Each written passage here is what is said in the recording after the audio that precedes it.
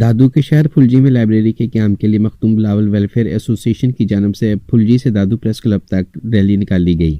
देखते हैं दादू से अजीजुल्लाह खास खली की रिपोर्ट। दादू के शहर फुलजी स्टेशन में लाइब्रेरी के क्याम के लिए मखदूम बिलावल वेलफेयर एसोसिएशन की जानब से फुलजी से दादू प्रेस क्लब तक रैली निकाली गई। रैली से मखदूम बिलावल वेलफेयर एसोसिएशन के सदस्य सजाद पनहोर, जहांगीर अराई और नियाज अबड़ और दीगर ने खिताब करते हुए कहा कि फुलजी स्टेशन के नौजवान नस्ल के लिए स्कूल, कॉलेज, यूनिवर्सिटियों में पढ़ने के साथ साथ अच्छी तरबियत और तालीम हासिल करने के बाद समाजी बुराइयों से बचने के लिए लाइब्रेरी का होना ज़रूरी है।